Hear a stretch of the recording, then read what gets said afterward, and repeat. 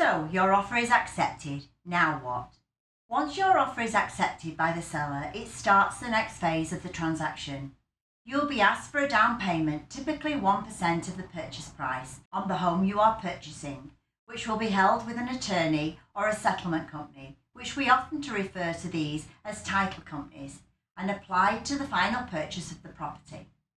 By the time this happens, you have come to an agreement with the seller on the closing date, and the contingencies or conditions is an easier word to understand.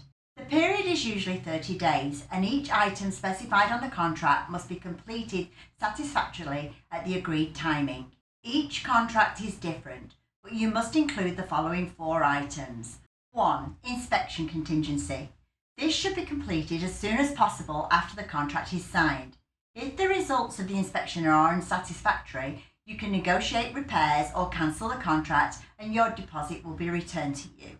2. Financing contingency. Once the contract is signed, you have a period of time to secure funding. If you are unable to secure funding during the period of time granted to you by the contract, and the seller will not provide a written extension of time, you must decide whether you want to cancel a purchase. This is why being pre-approved before shopping for a property is so important. 3 is a requirement that the seller must provide a marketable title. The title must be clear to ensure that you do not have legal issues during your ownership. We can help you look into local and state ordinances regarding property transfer and make sure that you and/or the seller have complied with them. 4.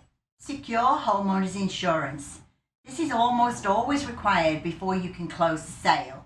It is best to apply for insurance as soon as possible after the contract is signed.